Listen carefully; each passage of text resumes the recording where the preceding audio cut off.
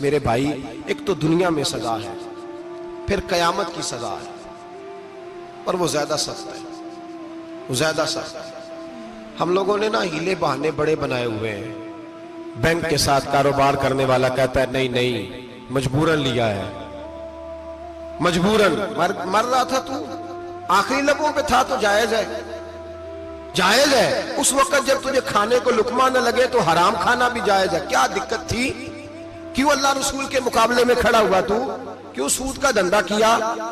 کیا تکلیف تھی؟ کہاں تو الجھ گیا تھا؟ ہم جان بوجھ کے اپنے لیے جہنم کٹھی کرتے ہیں، پھر کہتے ہیں سکون نہیں زندگی میں۔ کہاں سکون آئے گا؟ کیسے آئے گا؟ ہم نے خود آگ لگائی ہے چمن میں اپنے۔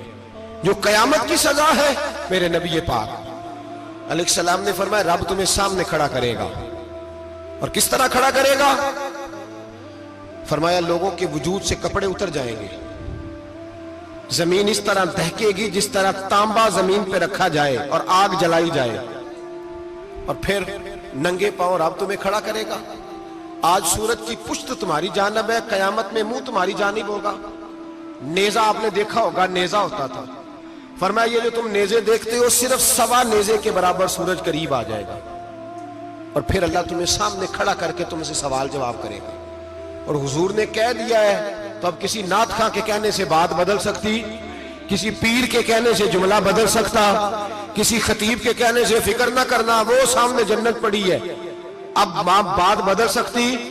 خدا کی رحمت پر بھروسہ رکھنا ضروری ہے، نبی پاک کی شفاعت کی امید رکھنا، بولیے، لیکن جو حضور نے بیان کیا ہے اس کو ماننا بھی یہ بھی ضروری ہے۔ میرے نبی پاک نے فرمایا اللہ تم سے حساب لے گا اور اللہ پوچھے گا، تم نے جواب دینا ہے۔ حضور کس کس شے کا؟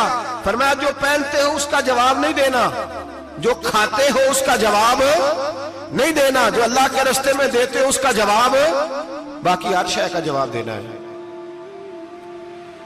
ادھر جو پلاٹ ہے اس کا بھی جواب دینا ہے، وہ جو بچوں کو پیسے بتائے ان کا بھی جواب دینا ہے، جو چھپائے ہیں ان کا بھی۔ ثم لتسألن یومئذ عن النعیم، جو کمیٹی اپنے محلے میں ڈالی ہے اس کا بھی جواب دینا ہے، جو سسرال کے علاقے میں ابا جی سے چوری ڈالی ہوئی ہے اس کا جواب بھی، سب کا جواب دینا ہے، تمام حساب کتاب۔ اور اللہ فرماتے ہیں میں سامنے کھڑا کر کے ہر سوال کا تجھ سے جواب، تجھے ہر سوال کا جواب۔ اچھا یہ جو بڑے لوگ تھے وہ حساب سے ڈرتے تھے، ہم چھوٹے لوگ ہیں ہم حساب سے ہم نہیں ڈرتے، ہم کہتے ہیں دیکھی جائے گی۔ بڑے لوگ جو تھے وہ حساب سے، حضرت ابو بکر صدیق دعا کرایا کرتے تھے، دعا کرو اللہ مجھ سے حساب نہ پوچھے۔ حضرت عمر فاروق رضی اللہ تعالیٰ عنہ اپنے بیٹے سے کہتے تھے بیٹا اپنے باپ کے لیے رحمت کی دعا کرنا، میں درگزر والا ہوں، میں حساب والا کوئی نہیں۔ بڑے لوگ ڈرتے تھے، بڑے لوگ۔ حضرت عثمان غنی قبر پہ کھڑے ہوتے تھے تو داڑھی آنسوؤں سے بھیگ جاتی، غلام کہتے ہیں حضور 3 دفعہ نبی پاک نے آپ کو جنت کی بشارت دی ہے، 3 دفعہ بشارت دی ہے، تو آپ کیوں اتنا روتے ہیں؟ عثمان غنی فرماتے جس رسول نے مجھے جنتی کہا ہے اسی محبوب نے مجھے فرمایا تھا عثمان قبر آخرت کی منزلوں میں سے پہلی منزل ہے۔ اور آپ فرماتے میرے تو کمرے میں دیا گل ہو جائے تو مجھے ڈر لگتا ہے، اس میں تو مکمل اندھیرا ہے۔ آپ فرماتے کھڑکیاں بند ہو تو دم گھٹنے لگتا ہے، اس کو تو دروازہ ہی کوئی نہیں، روشن دان تک نہیں۔ بھائی جو بڑے تھے وہ ڈر رہے تھے۔ مولا علی شیر خدا نماز کا وضو کر کے کانپتے تھے، کانپتے۔ علی آپ مرحب کے سامنے نہیں کانپے، خیبر کا دروازہ اکھاڑتے نہیں کانپے، بدر احد خندق حنین اور خیبر میں نہیں کانپے، تو یہاں آپ فرمانے لگے مالک کے سامنے جاتے ہوئے ڈر آتا ہے۔ بڑے لوگ کانپتے تھے، بڑے لوگ۔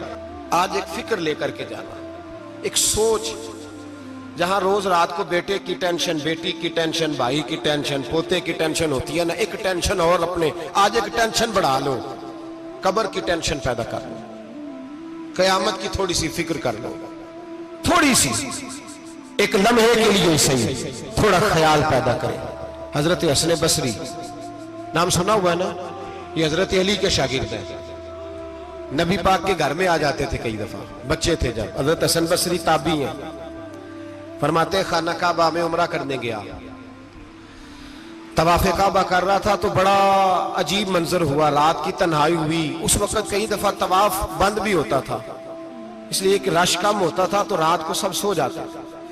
کہتے رات ذرا گہری ہوئی تو لوگ اپنا اپنا خیمہ لے کے جاتے تھے. اب تو ہوٹل ہے نا تو خیمے لگتے تھے, لوگ خیمہ لے کے جاتے تھے, جہاں جگہ ملتی تھی خیمہ لگا کے رہتے تھے. فرماتے میں رات کو سویا خیمے میں, ایک دردناک آواز آئی, میٹھی ہے دھیمی ہے پر درد بڑا ہے. کوئی رونے والا رو کے کہتا ہے اللہ حساب قیامت میں مجھ سے نہ لینا, اے اللہ تنہائی میں جتنا مرضی حساب لینا پر لوگوں کے سامنے نہ لینا. اور پھر کہتا ہے اللہ فضل تو تب کرے جب تو میرا حساب پوچھے ہی نہ. پھر چند منٹ گزرے تو پھر وہ رونے لگا. میرے کانوں میں آواز آئی, کہنے لگا اے اللہ حساب تو ان کا لیا جاتا ہے جو حساب کے قابل ہوتے ہیں. اعلیٰ حضرت کہتے ہیں نا رضا سے تو کیا حساب لے گا, رضا بھی کسی حساب میں ہے. اے اللہ میں قابل نہیں, مجھ سے حساب نہ لینا. کہتے تھوڑی دیر گزری تو پھر وہ رونے لگا. پھر ذرا سانس سنبھلے تو پھر کہنے لگا اے اللہ میں تو لوگوں کو کوئی بندہ حساب پوچھ لے تو نہیں دے سکتا, میں تجھے کیسے حساب دوں گا. پھر تڑپنے لگا. کہتے تھوڑی دیر گزری تو پھر ایک لفظ انہوں نے کہے رونے والے نے, کہنے لگے اللہ دیکھ تیرے محبوب کا فرمان ہے جو معافی مانگے تو اسے معاف کر دیا کرتا ہے. اے اللہ میں معافی مانگنے آیا ہوں اور مسجد نہیں آیا, میں کعبۃ اللہ ہی آ گیا ہوں. کہتے ہیں وہ اتنا روئے کہ چیخ آئی ان کی, اور جب دھڑام سے کوئی زمین پہ گرا تو میں پریشان ہوا کہ اب تو بے ہوش ہو گیا. فرماتے ہیں میں زور سے اٹھا فٹافٹ اور اس شخص کی طرف بڑھا. میرے دل میں خیال ہے کوئی گناہگار ہے بیچارہ, تو چلو میں بھی دعا کرتا ہوں, اس کو کہتا ہوں بیٹے فکر نہ کر اللہ تیری مدد کرے گا. فرماتے میں گیا اس نیت کے ساتھ کہ میں کہوں گا چلو اٹھو تم بھی دعا کرو میں بھی کرتا ہوں, اللہ ہم سے حساب نہ پوچھے. کہتے میں گیا تو وہ شخصیت بے ہوش پڑی تھی, کالے سیاہ بال ان کے چہرے پہ بکھرے ہوئے تھے. کہتے لوگو جب میں نے زلفیں ہٹائیں چہرے سے تو میرا وجود کانپنے لگا آسمان ٹوٹ پڑے گا, زمین پھٹ جائے گی, ستارے بکھر جائیں گے, آج بہ جائیں گے سمندر. فرماتے میری چیخیں نکل گئی, یہ کوئی گناہگار تو نہیں, یہ تو حضرت فاطمہ کے پوتے امام زین العابدین ہے, یہ تو امام حسین کا وہ بیٹا ہے جو کربلا میں تنہا بچے تھے. فرماتے میں امام کا چہرہ دیکھا تو بھاگ کے آیا اور میں نے اپنی داڑھی ان کے پیروں کے ساتھ مس کی اور میں نے کہا حضور اٹھئے. امام اٹھے تو میں نے کہا شہزادے تیرے تو اشارے سے اللہ کئی گناہگاروں کو بخشے گا, تیری تو دعا سے اللہ بخشے گا, یہ کیا کر رہے ہو. تو امام زین العابدین کہنے لگے حسن بصری ادھر آ یار, ادھر آؤ بزرگ ہو, میرے دادا کے پاس رہنے والے ہو, میں نے نا آج ہی سنا ہے کہ اس کا عذاب بڑا سخت ہے, آؤ میرے لیے دعا کرو اللہ پاک مجھ سے حساب نہ پوچھے. کہا حضور نہ کریں. اب فرمانے لگے تجھے نہیں پتا کچھ چیزیں ایسی ہیں کہ رب نے اگر حساب پوچھا تو میں واقعی جواب نہیں دے پاؤں گا, چل کر میرے لیے دعا. کہتے میں نے ہاتھ باندھے حضور میں نہیں کرتا, اٹھا کہہ. فرماتے میں نے ہاتھ اٹھائے, میں نے کہا اے اللہ تیرے رسول کا شہزادہ ہے, یہ تیرے رسول کا شہزادہ ہے, یہ کہہ رہا ہے تو فضل کر. وہ بھائی جو بڑے تھے وہ تو تڑپتے تھے, سسکتے تھے. ابو علی ہیتی کہتے خانہ کعبہ میں پتھر پہ سر رگڑ رگڑ کے کوئی بوڑھا کہہ رہا تھا اے اللہ اول تو حساب نہ لینا, اور اگر لینا تو مجھے اندھا کر کے اٹھانا, میں تیرے نیک بندوں کے سامنے شرمندہ نہیں. اقبال رو پڑے. اقبال کچھ لوگوں نے لکھا ہے یہ آخری ربائی ہے ڈاکٹر اقبال کی, آخری. اس کے بعد شاید اس نے کلام نے, کچھ سیرت نگاروں کا خیال ہے. اقبال مدینے کی طرف منہ کر کے کہنے لگے تو غنی از ہر دو عالم من فقیر, اللہ تو غنی ہے میں تو فقیر ہوں. روز محشر عذر ہائے من پذیر, اے اللہ اول تو میرا کوئی عذر قبول کر لینا محشر کے دن, اور اگر نہ کرنا ہوا اگر تمہیں بینم حسابم نہ گزیر, اگر ضرور ہی میرا حساب لینا ہے, اے اللہ اگر تو نے ضرور لینا ہے, اے اللہ اگر ضرور ہی لینا حساب, اول تو میرا عذر مان لینا, میری کمزوری پہ رحم کرنا, اے اللہ میرے بڑھاپے پر میری کمزوری پر رحم کرنا, اگر ضرور حساب لینا ہے از نگاہ مصطفیٰ پنہا بغیر, تو اے اللہ ذرا حضور کی نگاہوں سے اوجل کر کے لینا. اے اللہ مجھے شرم آئے گی میرے مصطفیٰ کریم فرمائیں گے میں تو تجھے ہر بات سمجھا کے آیا، ایک ایک جگہ تیری رہنمائی کر کے آیا، تو کیسے عمل کما، ذرا اوجھل کر کے از نگاہ مصطفیٰ پنہا بغیر، ذرا حضور کی آنکھوں سے اوجھل کر کے سائیڈ پہ کر کے لینا، میں برداشت نہیں کر پاؤں گا۔ حضرت ابو علی ایتی کہتے ہیں بابے نے سر رکھا ہوا ہے اور کہتے ہیں اللہ مجھے اندھا کر کے اٹھانا، فرماتے میں گیا، میں نے کہا چلو میں دعا کرتا ہوں جا کے، فرماتے جب میں نے جا کے بزرگوں کی کمر پہ ہاتھ رکھا، ان کا چہرہ دیکھا تو یہ کوئی گناہگار تو نہیں، یہ تو بغداد کے پیر عبد القادر جیلانی ہے۔ حضرت خواجہ معین الدین اجمیری رحمت اللہ علیہ خواجہ قطب الدین بختیار کاکی کو تنہائی میں بلا کے کہنے لگے معین الدین سید زادہ ہے، معین الدین حضور کے خاندان میں پیدا ہوا ہے، معین الدین سے اس کے پیر کو بڑی امیدیں تھیں، معین الدین کو رسول پاک نے ہندوستان بھیجا تھا، پر قطب الدین یار معین الدین تبلیغ کا حق نہیں ادا کر سکا۔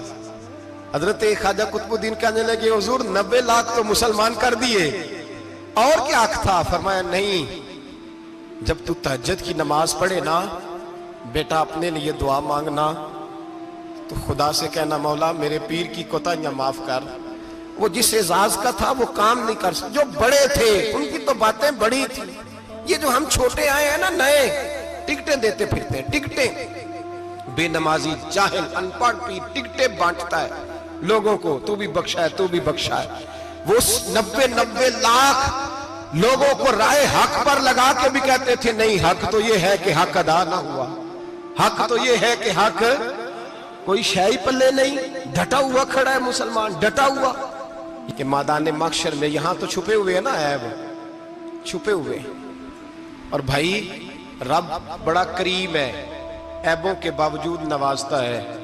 میرا دعویٰ یہ ہے اگر ہمارے عیب کھل جائیں، لوگ ہمیں دھرتی پہ جینے نہ دیں، لوگ جینے نہ دیں، نکال دیں، اپنے بھی ہمیں برداشت نہ کریں، یہ تو اس کا کرم ہے۔ پتہ سارا ہے سردار کیتیاں دا پردہ چپایا ہی تیرا پلا ہو سی وَامْتَازُ الْيَوْمَ أَيُّهَا الْمُجْرِمُونَ، اللہ فرمائے گا مجرم باہر آ جائے، یا اللہ کیا ہوگا؟ جب سوال جواب ہوں گے تو رب فرماتا ہے تیری زبان پہ مور لگا کے بند کر دوں گا، تیرے ہاتھ بولیں گے، پیر بولیں گے، سر بولے گا، پیٹ بولے گا۔ اس وقت کی فکر پیدا کریں، ٹینشن پیدا کریں، وقوع قیامت حق ہے، اور باندھ کے نا لوگ پیر باندھ کے زور کے ساتھ باندھتے، سگا بیٹا جب قبر میں دفن کرتا ہے نا تو وہ بھی کہتا ہے وہ کونا، یہ کونا تھوڑا سا مٹی کم ہے، یہاں بھی مٹی ڈالو۔ پہلے لوگ روزانہ جاتے ہیں، پھر ہفتے کے بعد، پھر مہینوں بیت جاتے ہیں۔ کچھ قبریں ایسی بھی ہیں جن پہ کھڑے ہوں تو لگتا ہے قبریں رو رہی ہیں اور کہتی ہیں جاؤ میرے گھر والوں سے جا کے کہو کوئی پھیرا ہی لگا جائے، وہ ایک دفعہ آئے تو صحیح، کوئی مٹی نہیں ڈالتا۔ بادشاہوں کی قبریں روتی ہیں، سرمایہ داروں کی قبریں روتی ہیں، کوئی جاتا نہیں، اتنے موٹے سوراخ ہے قبروں میں، آپ اپنے شہر کے قبرستان پھر کے دیکھ لیں، سوراخ ہے۔ او بھائی حضرت مولا علی شیر خدا قبرستان گئے تو پہلے رونے لگے، پھر کہنے لگے قبروں والوں کیا حال ہے تمہارا؟